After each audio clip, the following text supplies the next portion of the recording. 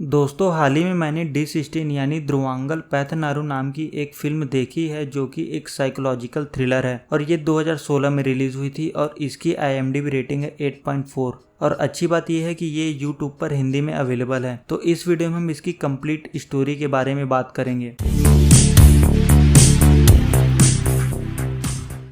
कहानी की शुरुआत होती है जहां हम दीपक को देखते हैं जो कि एक रिटायर्ड पुलिस ऑफिसर है। उसे उसके फ्रेंड राजन का कॉल आता है जहां वो अपने बेटे गुरु के बारे में बात करता है और बताता है कि उसका बेटा एक IPS अफसर बनना चाहता है और इसीलिए वो दीपक को अपने बेटे से मिलने के लिए बोलता है। जिसके बाद गुरु दीपक से मिलने आता है और वो दोनों बात कर रहे होते हैं।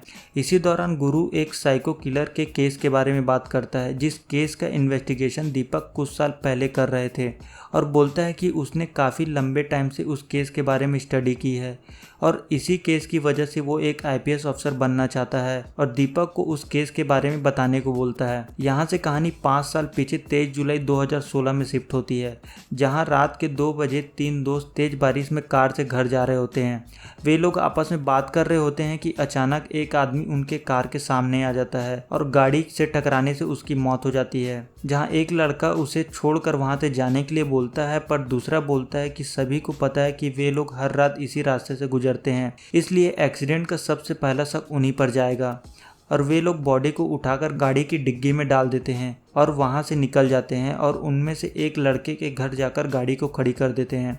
अगले दिन सुबह दीपक पुलिस स्टेशन पहुंचता है जहां उसे इंस्पेक्टर राजन बताता है कि भारती नगर रोड पर कृष्णा नाम के एक लड़के ने खुद को गोली मारकर सुसाइड कर लिया है और ये बात उसे एक पेपर वाले ने बताई है। दीपक पेपर वाले को पूछता है, तब वो बोलता है कि वो हर रोज की तरह सुबह डिपो जा रहा था, तभी उसने उस डेड बॉडी को रोड पर देखा। पेपर वाला जब पुलिस स्टेशन से बाहर जा रहा होता है तभी वो एक व्हाइट डिजायर कार को देखता है जो कि सुबह उसी डेड बॉडी के पास खड़ी हुई थी और वो दीपक को बताता है, लेकिन तब तक वो वहां से जा चुकी थी। दीपक और राजन क्राइम सीन के लिए निकलते हैं जहां रास्ते में फॉरेंसिक ऑफिसर कॉल कर दीपक को बताता है कि बारिश की वजह से गन पर कोई भी फिंगरप्रिंट मौजूद नहीं है, तो ये कहा नहीं जा सकता कि ये सुसाइड है या मर्डर। क्राइम सीन पर दीपक की मुलाकात कांस्टेबल गौतम से होती है जिसने अभी अभी पुलिस ज्वाइन किया है और ये उसका पहला ही दिन है। गौतम दीपक को उन 3 लड़कों के बारे में बताता है और बोलता है कि उसे उन 3 लड़कों के ऊपर शक है क्योंकि वो लोग हर रात इसी रास्ते से गुजरते हैं और वो तीनों काफी बदमाश किस्म के लड़के हैं। दीपक उन तीनों लड़कों के घर जाता है जहां उन्हें बोलता है कि बगल में एक लूट हुई है और वो बदमाश इसी घर में आकर छुपा हुआ है। और यहाँ हमें पता चलता है कि वो 3 लड़कों का नाम फैबियन, मेलविन और मनोज है और वो फैबियन का ही घर है। दीपक की नजर कार पर पड़ती है और दीपक कार की डिग्गी चेक करता है पर बॉडी वहां से गायब हो चुकी थी। दीपक को उन तीनों पर शक हो जाता है और दीपक बोलता है कि ये लोग कुछ ना कुछ जरूर छुपा रहे हैं। इस दौरान दीपक को कॉल आता है जहां सरोज प्रज्ञा अपार्टमेंट में से एक श्रुति नाम की लड़की मिसिंग है। दीपक वहां पहुंचता है जहां वैष्णवी दीपक को बताती है कि वो सुबह 6:45 को घर में आई थी जहां उसने फर्श पर ब्लड देखकर पुलिस को कॉल किया है। वैष्णवी दीपक को बताती है कि वो श्रुति की बचपन की फ्रेंड है और वो आज सुबह ही चेन्नई से आई है। इस बीच दीपक को पुलिस स्टेशन से कॉल आता है और उसे पता चलता है कि श्रुति ने 10 दिन पहले ही मोनू नाम के एक लड़के के ऊपर ईव टीजिंग को लेकर एक कंप्लेंट की थी। जहां दीपक वापस फैबियन के घर जाता है जहां हम चौथे आदमी को देखते हैं जो कि वही पेपर वाला है जिसने सुसाइड केस की जानकारी पुलिस स्टेशन में दी थी।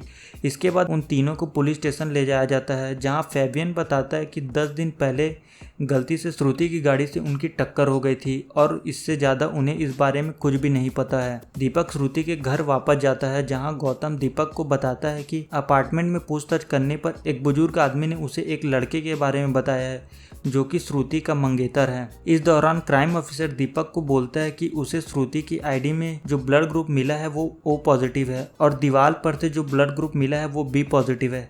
दीपक कृष्णा की आईडी चेक करता है जो सुबह उसे राजा ने दिया था और उसका ब्लड ग्रुप भी B पॉजिटिव है। गौतम जब उस बुजुर्ग को कृष्णा की फोटो पहचानने के लिए बोलता है तो वो उस फोटो को पहचान लेता है और बोलता है कि इसी लड़के को श्रुति ने अपना मंगेतर बताया था। बाहर जाते समय कुछ कॉलेज लड़के कॉलेज प्रोजेक्ट के लिए शॉर्ट फिल्म बना रहे होते हैं, तभी अपार्टमेंट का गार्ड उन्हें पकड़ लेता है और दीपक उनके कैमरे को लेकर गाड़ी में रख देता है।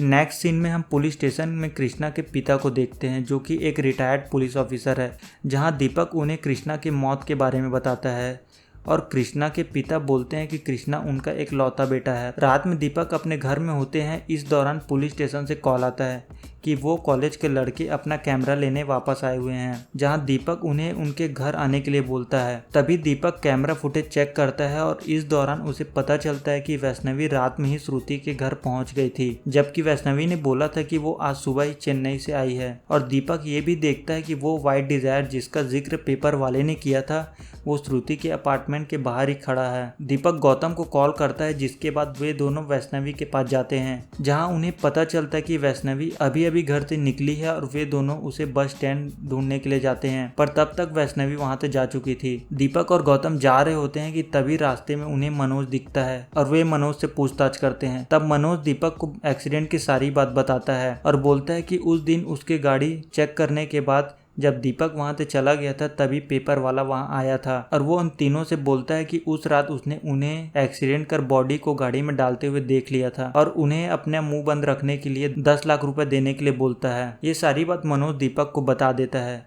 दीपक मनोज को घर जाने के लिए बोलता है और ये भी बोलता है कि आज के बाद पेपर वाला उन्हें ब्लैकमेल नहीं करेगा। यहाँ दीपक अपनी एक थ्योरी देता है जिसे वो दीपक थ्योरी बोलता है, जहाँ वो बोलता है कि अनजान किलर श्रुति के घर आता है, जहां श्रुति का बॉयफ्रेंड और वैष्णवी का बॉयफ्रेंड वहां मौजूद होते हैं और किलर उन पर अटैक करता है। तभी वैष्णवी वहां आ जाती है। किलर वैष्णवी को वहां छोड़ देता है ताकि किसी को शक ना हो और बाकी तीनों को वहां से कार में बैठाकर ले जाता है, जहां वो रास्ते में क्रिस को गोली मार देता है और वैष्णवी का बॉयफ्रेंड भागने की कोशिश करता है और इसी कोशिश में वो फैबियन के गाड़ी के नीचे आ जाता है। फैबियन बॉडी को गाड़ी में डालकर घर ले जाता है, जहां से किलर उसकी बॉडी को उसकी गाड़ी से निकाल लेता है और व्हाइट डिजायर में डाल देता है और इसी गाड़ी में श्रुति की बॉडी भी रखी हुई थी। इस बीच दीपक को कॉल आता है कि त्रिपुरा बाईपास में एक व्हाइट डिजायर तालाब में कुछ फेंक कर वहां से जा रहा है। दीपक और गौतम वहां जाते हैं। इस दौरान रास्ते में वो व्हाइट डिजायर उन्हें मिल जाती है और वो उसका पीछा करते हैं और पीछा करते समय दीपक और गौतम की एक्सीडेंट हो जाता है और इसी एक्सीडेंट की वजह से दीपक का एक पैर बुरी तरह से डैमेज हो जाता है और उसका पैर काटना पड़ जाता है। कहानी प्रेजेंट टाइम में वापस आती है, जहां राजन का कॉल दीपक को आता है और दीपक को पता चलता है कि राजन का बेटा गुरु वहां आया ही नहीं है।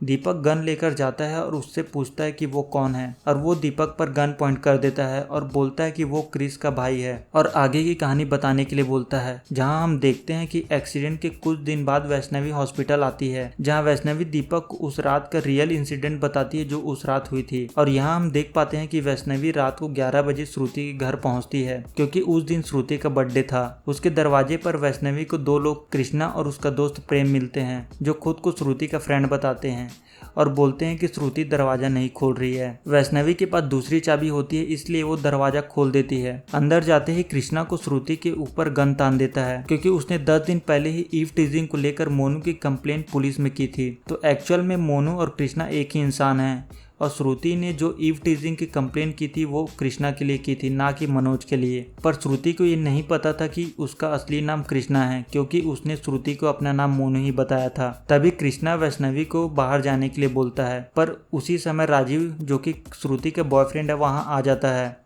और कृष्णा और प्रेम उस पर हमला कर देते हैं और वे दोनों मिलकर श्रुति का रेप करते हैं और वीडियो रिकॉर्ड कर लेते हैं ताकि कोई पुलिस को कुछ न बता सके और बाद में गाड़ी में बैठाकर श्रुति को ले जाते हैं। राजीव उनका पीछा करता है और कृष्णा से उसकी लड़ाई होती है और गलती से राजीव कृष्णा को गोली मार देता है। प्रेम अपनी जान बचाने के लिए भागता है और इसी चक्कर में वो फैबियन के गाड़ी के नीचे आ जाता है और ये सब राजीव देख लेता है और बाद में राजीव फैबियन के घर जाकर बॉडी को गाड़ी से निकाल लेता है। यहाँ कहानी प्रेजेंट टाइम में आती है और दीपक उस लड़के को बोलता है कि वो अपना असली नाम बताए, क्योंकि दीपक को ये पता है कि कृष्णा का कोई भी भाई नहीं है, क्योंकि पुलिस स्टेशन में उसके पिता ने बोला था कि वो एक लौता लड़का है। तब हम ये पता चलता है कि वो लड़का कोई और नहीं बल्कि गौतम है, जहां गौतम बताता है कि एक्सीडेंट के बाद 5 साल वो कोमा में था, क्योंकि एक्सीडेंट में उसकी चेहरा पूरी तरह से जल चुका था, इसलिए उसके चेहरे की प्लास्टिक सर्जरी हुई है और वो इस बात से परेशान था कि किलर अभी तक मिसिंग है।